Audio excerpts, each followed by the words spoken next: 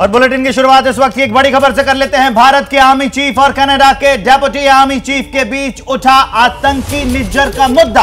Canada Bharat तनाव के बीच एबीपी न्यूज से एक्सक्लूसिव बातचीत में उन्होंने कहा है कि कनाडा के deputy army chief major general Peter Scott, ये मुद्दा इंडियन आर्मी चीफ से बातचीत के दौरान आया था। आतंकी हरदीप निज्जर के मामले पर कहा कि हमने इस पर बात की और निर्णय लिया कि यह मामला दो देशों की सेना के बीच नहीं आना चाहिए, इसे अपने नेताओं पर छोड़ देना चाहिए। आगे क्या करना है लीडर निर्णय लेंगे। हमने इस मुद्दे को दूसरे देशों से चर्चा इस पर नहीं की है। इस वक्त कनाडा के deputy army chief major general Peter Scott Delhi में मौजूद हैं और एबीपी न्यूज संवाददाता आशीष सिंह ने उनसे आतंकी हरदीप निज्जर के मुद्दे पर खास बातचीत की है। इंडिया और कनाडा के बीच में रिश्ते काफ़ी ज़्यादा टेंस चल रहे हैं और उसी दरमियान अब कनाडा के deputy chief of army major general Peter Scott यहाँ पर आए हैं इंडियन आर्मी के एक आईपैक कॉन्फ्रेंस में। General Scott, thank you for speaking to ABP News. Want to understand how is the conference going and how do you see this in the current tension between India and Canada? Yeah, thanks very much for the question and thanks for having me. Yeah, certainly I'm well aware of our Prime Minister's statements that he's made in the House of Commons and the desire for India to cooperate with the investigation, but I'll be blatantly honest with you that it's really nothing to do with the reason that I'm here. I'm certainly here to start to build relationships with a whole variety of different countries throughout the Indo-Pacific region. The Niger episode, which has been raised at the political level, in fact has become one of the global issues, will have no impact, or it will just be episodic and not thematic in nature? You know, currently I'm leaving that to our political leadership to work out the issues that are currently at hand and currently being discussed between both our countries. And like I mentioned, I'm really here to build relationships. I had an opportunity to meet with your Army commander last night. We shared the exact same opinion that that issue is not between us, it's not between our armies. And we're certainly looking for opportunities where we can continue to cooperate between India and Canada. Not even with the Indian Army? No, it came up between myself and the Army commander, and we both agreed that this is an issue that is dealt with by our political leadership and that we will concentrate on our efforts of finding mutual agreement in areas where we contribute as two armies. Pleasure talking to you, Major General Scott. It was great having you on this chat. So आपने सुना Canada के deputy chief of army major general Peter Scott जो diplomatic Nijjar case को लेकर जो एक बड़ा बवाल हुआ है उस पर किसी तरह का इम्पैक्ट यहाँ पर नहीं होने देंगे, चाहे वो मिलिट्री हो या फिर बाकी रिलेशंस। कैमरामैन मनोज के साथ मैं आशीष सिंह, एबीपी न्यूज़ के लिए दिल्ली से। तो आपने खास बातचीत देखी। जो डिप्टी चीफ है कनाडा की आर्मी के, वो कह रहे हैं कि ये जो विवाद चल रहा है पॉलिटिकल लेवल पर इस पे बातचीत की जा रही है। उनके यहाँ दिल्ली में होने से इस बात का कोई लेना देना नहीं है। बातचीत में मुद्दा उठा जरूर, लेकिन इससे उनके यहाँ होने पर इसका कोई लेना देना नहीं, इससे कोई असर नहीं। हमारे साथ डिफेंस एडिटर आशीष सिंह जुड़ गए हैं जिन्होंने ये बातचीत की। इस वक्त हमारे साथ लाइव कनेक्ट है। आशीष, ये बड़ी बात है कि उन्होंने विषय उठाया भी भारत के आर्मी चीफ के साथ, लेकिन साथ में वो ये भी कह रहे हैं कि पॉलिटिकल लीडरशिप इस मसले को डील कर रही है, मेरा यहां होने से कोई लेना देना नहीं, जबकि उन्होंने बात भी की इस विषय पर। बिल्कुल, देखिए मेजर जनरल पीटर स्कॉट जो कि कैनेडियन आर्मी के डिप्टी चीफ हैं, उन्होंने इस बात को कंफर्म किया ऑन रिकॉर्ड एबीपी न्यूज़ से बातचीत में कि उनके बीच में और Indian army chief general Manoj Pande के बीच में निज्जर और जो कुछ कनाडा और इंडिया के बीच में पिछले 2 हफ्तों में हुआ है, वो जो टेंशन बढ़ने को लेकर बातचीत हुई है उसका जिक्र हुआ। लेकिन ये ज़रूर कंफर्म किया गया कि अब मिलिट्री रिलेशंस पर इंडिया और कनाडा के बीच में इसका कोई असर नहीं पड़ेगा और वो पॉलिटिकल डोमेन में डील किया जाएगा। बेसिकली अगर हम दर्शकों को आसान भाषा में समझा सकूं तो ये उन्होंने इंडिकेट किया है कि एक एपिसोड है, कोई बहुत बड़ा थीम नहीं है, कोई सीरीज़ नहीं होगी, एक एपिसोडिक नेचर है, यानी कि कुछ हफ्तों या फिर ज़्यादा से ज़्यादा कुछ महीनों में इस मुद्दे को वो संभलता हुआ और कम होता हुआ ज़रूर देख रहे हैं, कम से कम अगर हम कनाडा के मिलिट्री पॉइंट ऑफ व्यू देखें तो। और ये एक और बड़ी बात है, देखिए देखिए यहाँ पर लगभग 35 अलग अलग देशों के आर्मी रिप्रेजेंटेशंस हैं और लगभग 1-1.5 दर्जन आर्मी चीफ्स हैं अलग अलग देशों के, और उनसे भी स्पेसिफिकली मैंने पूछा कि क्या कनाडा के साथ में उस मुद्दे को लेकर कोई ये बातचीत हुई, तो उन्होंने कहा कि कनाडा के साथ में बाकी देशों के साथ में निज्जर और इंडिया कनाडा रिलेशन को लेकर बातचीत नहीं हुई है। साथ ही साथ ये भी इंडिकेट किया गया कनाडा के जो डेप्यूटी आर्मी चीफ है मेजर जनरल पीटर स्कॉट द्वारा कि और भी काफ़ी कुछ रिलेशन को बेहतर करने के लिए मिलिट्रीज के बीच में, आर्मीज के बीच में दोनों देशों की काफ़ी कुछ किया जा रहा है। देखिए आर्मी के डेप्यूटी चीफ जब बोले किसी भी देश के, तो जाहिर सी बात है कि सरकार से कोई बहुत अलग नहीं बोलते, यानी कि संकेत साफ है कि कनाडा जल्दी ही इस पूरे टेंशन को स्केल डाउन होता हुआ देख रहा है। इस बयान के बाद तो यही साबित होता है। हमारे साथ Ashish Kumar Singh foreign affairs editor भी जुड़ गए। आशीष, इसको क्या समझा जाए कि आर्मी चीफ जब आते हैं, डेप्यूटी आर्मी चीफ, तो वो ये बयान देते हैं कि इस मामले को जल्दी से सुलझा लिया जाएगा, जबकि जो पॉलिटिकल बयान आ रहे हैं कनाडा से वो ये कहते हैं कि जांच में सहयोग करें। तो दोनों स्तर पर ये जो बयानों की विभिन्नता है, इससे क्या निकल कर सामने आएगा कि हम इसको कैसे समझेंगे? मुझे लगता है कि बहुत carefully if I go back to his statement, उन्होंने ये नहीं कहा है कि जल्दी सुलझा लिया जाएगा। उन्होंने कहा I am leaving it to the political leadership. देखिए वहाँ की पॉलिटिकल कंपल्शन है, जल्दी सुलझ जाए तो बेहतर। नेचुरली हम सब चाहेंगे कि दो देशों के बीच ये विवाद सुलझ जाए, और ज़्यादा इंटरेस्टिंग बात ये भी बेहतर प्रकाश इस पर आशीष डालेंगे, हालांकि कोई डिप्लोमेटिक फोरम नहीं है, लेकिन coming soon after the statement of the defence minister, जब वहाँ का डिफेंस मिनिस्टर कह सकता है कि उन्होंने एविडेंस, उनके पास क्रेडिबल एविडेंस है, तो क्या अपने डिप्टी चीफ के हाथों से उन्होंने कोई एविडेंस ऐसा भेजा? जब उन्होंने खुद ये बात ऑन रिकॉर्ड एबीपी न्यूज़ से एक्सक्लूसिव मेरे सहयोगी आशीष से ये कहा है कि उन्होंने चीफ ऑफ आर्मी स्टाफ से रेज किया है, तो बड़ा इंटरेस्टिंग रहेगा मेरे लिए ये जानना कि क्या उन्होंने चीफ ऑफ आर्मी स्टाफ को उस एविडेंस के बारे में कोई जानकारी दी, या वो एविडेंस भी क्या उनके माध्यम से यहाँ तक पहुँचाया गया या नहीं पहुँचाया गया। बहरहाल जैसे मैंने कहा, आपसे कहा कि he is leaving it to the political leadership, और पॉलिटिकल लीडरशिप का अभी मुझे वो रवैया दिख नहीं रहा, जिस तरह से वो रेकअप करते जा रहे हैं वन आफ्टर दी अदर। मुझे लगता है कि चुनाव तक खींचने की तो ये लोग कोशिश ज़रूर करेंगे। महत्वपूर्ण बात, आप दोनों का बहुत धन्यवाद। और इसी बीच में एक बड़ी खबर कनाडा के खालिस्तानी ग्रुप पर खुफिया एजेंसियों के हवाले से, यह बड़ी खबर इस वक्त हमारे पास है। कनाडा में खालिस्तानी ग्रुप मानव तस्करी करता है। सूत्रों के मुताबिक पंजाब के ज्यादातर युवा कनाडा में बसना चाहते हैं, लेकिन किसी किसी को सिलेक्टिव कनाडा वीजा मिलना संभव नहीं है। और इसी का फायदा निज्जर, मोनिंदर सिंह बुआल, परमिंदर पंगली, भगत सिंह बराड़ जैसे आतंकी उठाते हैं।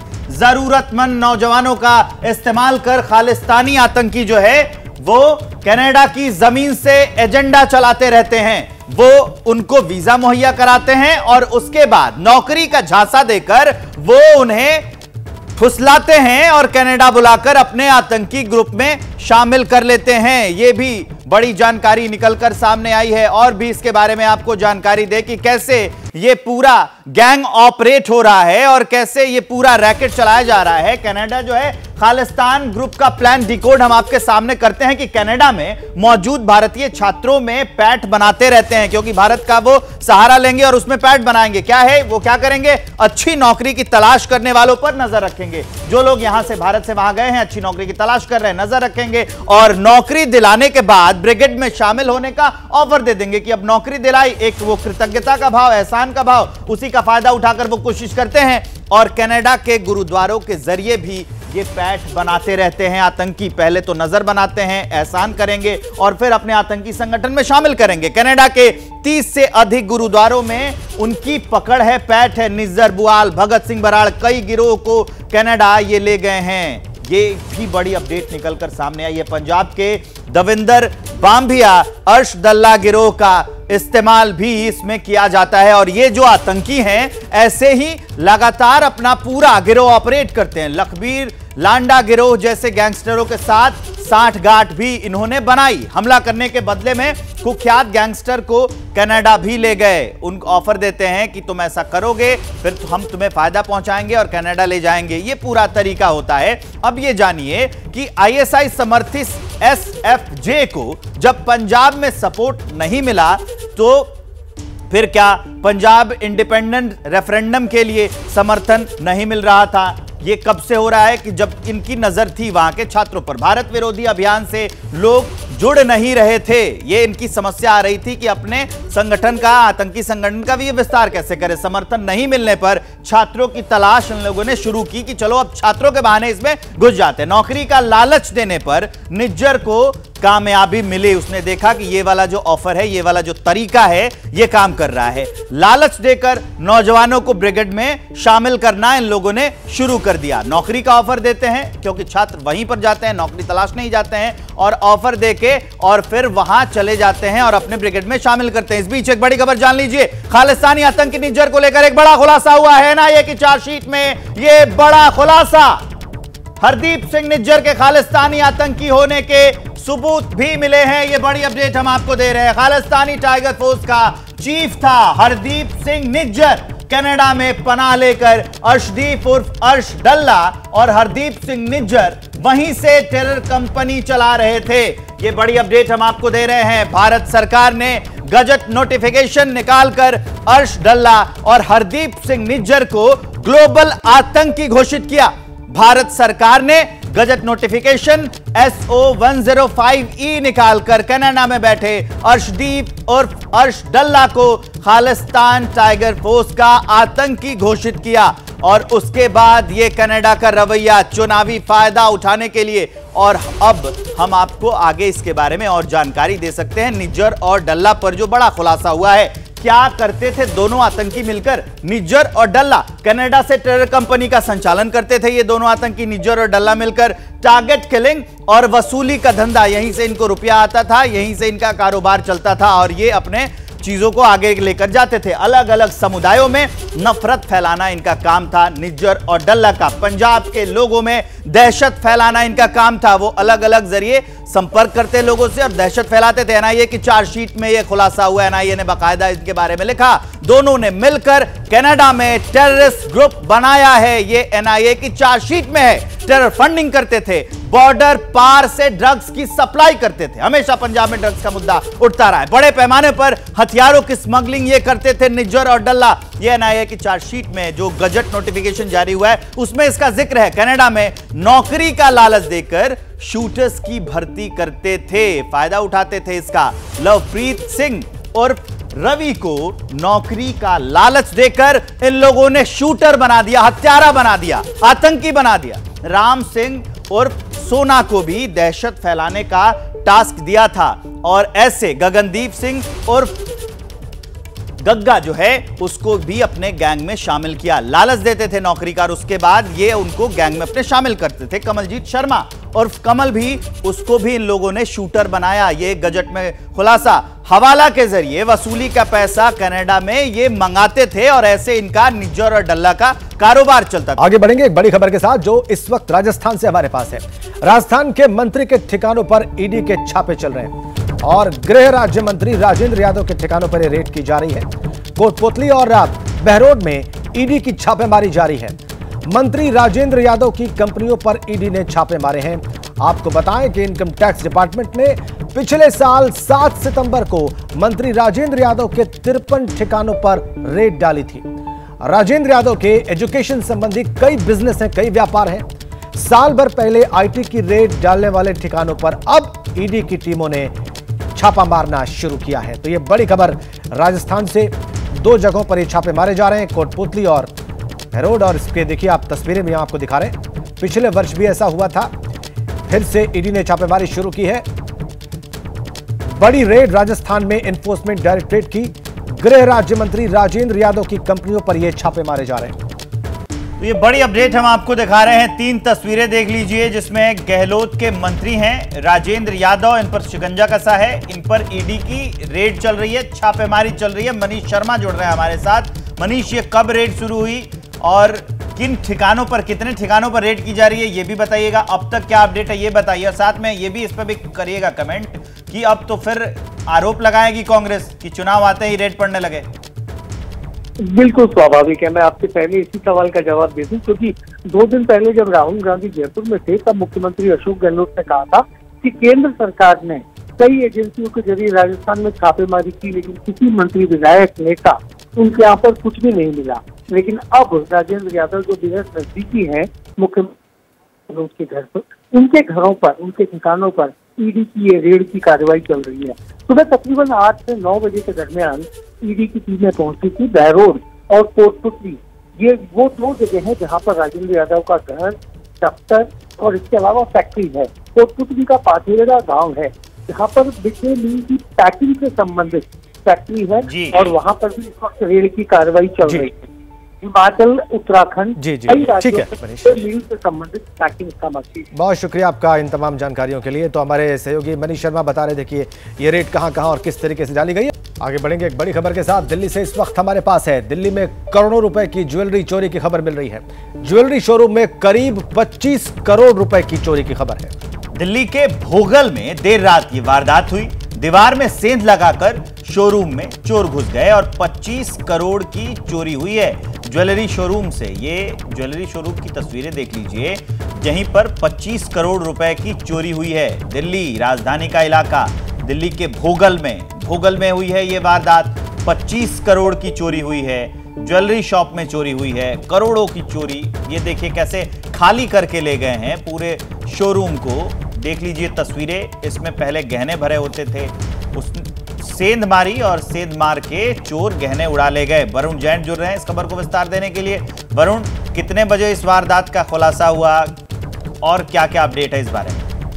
देखिए, बिल्कुल जो शोरूम के मालिक हैं उन्होंने पुलिस को बताया करीब 20 से 25 करोड़ रुपए की जो ज्वेलरी है वो चोरी हुई है, जिसमें सिल्वर, गोल्ड और डायमंड भी है। क्योंकि रविवार को दुकान बंद कर जो शोरूम के मालिक हैं वो गए थे, सोमवार को छुट्टी थी और आज मंगलवार को जब उन्होंने शोरूम खोला तब इस वारदात का पता चला। दीवार को काटकर जो लेंटर है उसमें छेद कर जो चोर है वो शोरूम के अंदर घुसे और उसके बाद इस वारदात को अंजाम दिया है। दिल्ली के निजामुद्दीन थाना इलाका का जो भोगल इलाका है वहां पर ये शोरूम है। फिलहाल जो पुलिस के आला अधिकारी है वो मौके पर पहुंचे हुए हैं। आसपास के सीसीटीवी कैमरे और जो शोरूम के सीसीटीवी फुटेज है उसको खंगाला जा रहा है। उसके अंदर जो चोर नजर आ रहे हैं उनको आइडेंटिफाई करने की कोशिश की जा रही है। तो एक कह सकते हैं बड़ी ग्रेट रॉबरी राजधानी दिल्ली के अंदर, जिसमें दीवार तोड़कर जो चोर है शोरूम के अंदर घुसे और करीब 20 से 25 करोड़ की इस वारदात को अंजाम देकर फरार हो गए हैं। जी धन्यवाद आपका वरुण इन तमाम जानकारियों के लिए। तो दिल्ली में 25 करोड़ रुपए की ज्वेलरी की चोरी, दीवार काटकर, लिंटर छेदकर, और अब पुलिस वहां मौके पर है। सीसीटीवी फुटेज भी खंगाले जा रहे हैं। 25 करोड़ रुपए की चोरी बताई जा रही है। भोगल में यह घटना हुई है। तस्वीरें आपकी स्क्रीन पर हैं उस शोरूम की जहां से 25 करोड़ रुपए की चोरी की गई। दीवार में सेंध लगाकर शोरूम में घुसे चोर और उसके बाद 20 से 25 करोड़ रुपए के बीच में चोरी की गई ज्वेलरी की। तो दिल्ली में करोड़ों रुपए की चोरी, दिल्ली के भोगल में सेंधमारी हुई और सेंधमारी करके चोर घुस गए ज्वेलरी शॉप में। 20 से 25 करोड़ रुपए की जो ज्वेलरी थी वो चुरा ले गए। अब पुलिस मौके पर पहुंची है, सीसीटीवी कैमरा खंगाल रही है और जांच में पता लगाया जा रहा है कि चोर कौन थे, किस इलाके के थे, क्या जाना पहचाना कोई आदमी था। इसके सारी संभावनाओं को तलाशा जाएगा। फिलहाल जो तस्वीरें आपकी टीवी स्क्रीन पर हैं ये राजधानी दिल्ली की हैं, राजधानी दिल्ली का भोगल इलाका, और वहां पर 25 करोड़ 20 से 25 करोड़ की कीमत बताई जा रही है। ज्वेलरी को चोर उड़ा ले गए। उड़ाया कैसे? सेंधमारी की, दीवार काट डाली, लेंटर छेद डाला और उसके बाद 25 करोड़ के आसपास की संपत्ति उड़ा ले गए। दुकान कैसे खाली कर दी है उसकी तस्वीर हम आपको दिखा रहे हैं। इसमें जो प्रबंधक हैं दुकान के वो आपको तस्वीरों में दिख रहे होंगे परेशान, और ये वो ज्वेलर जो शॉप है उसी में चोरी हुई है। भोगल का इलाका, 20 से 25 करोड़ की चोरी, और उसके बाद क्या माहौल है वो हम आपको दिखा रहे हैं। दो तस्वीरों के माध्यम से ये पूरा घटनाक्रम हम आपको दिखाने की कोशिश कर रहे हैं। उमराव सिंह ज्वेलर्स नाम इसका, भोगल में ये दुकान ज्वेलरी की जहां से ये चोरी हुई है। रविवार को दुकान बंद करके गए इस दुकान के मालिक। सोमवार को छुट्टी थी। जब मंगलवार को पहुंचे वापस तो उनको ये तस्वीर दिखाई दी, शोरूम खाली था। वरुण जैन हमारे सहयोगी एक बार फिर हमारे साथ जुड़ रहे हैं। वो इस चोरी की घटना के बारे में, जो कि बहुत बड़ी चोरी है, राजधानी में हुई है, और विस्तार से बताने वाले हैं। वरुण, दीवार भी यहाँ पर, दीवार में भी सेंध लगाई गई और लेंटर में भी छेद किया गया। पूरी प्लानिंग के साथ इस चोरी की वारदात को अंजाम दिया गया। देखिए, बिल्कुल पूरी प्लानिंग के साथ इस वारदात को अंजाम दिया गया और ये कहा जा सकता है कि दिल्ली की अब तक की सबसे बड़ी ग्रेट रॉबरी कह सकते हैं, जिसमें 20 से 25 करोड़ रुपए की जो आर्टिकल्स है, जो ज्वेलरी है, वो चोरी होने की बात कही जा रही है। जो पुलिस के आला अधिकारी है वो मौके पर पहुंचे हुए हैं। दीवार को बहुत ही शातिराना तरीके से देर रात को काटा गया और उसके बाद शोरूम के अंदर दाखिल होकर जो चोर है वो करीब 20 से 25 करोड़ रुपए के सोने चांदी और जो डायमंड के ज्वेलरी है उसको चुराकर आसानी से फरार हो जाते हैं। लेकिन ये अपने आप में कहीं ना कहीं कानून व्यवस्था पर भी कानून व्यवस्था पर सवाल है, क्योंकि अगर इतनी बड़ी वारदात को अंजाम दिया जा रहा है, अगर चोर खोद रहे हैं लेंटर को, दीवार काट रहे हैं, तो आवाज तो हुई होगी, लोग कहां सो रहे थे। अब जांच में इसका पता चलेगा।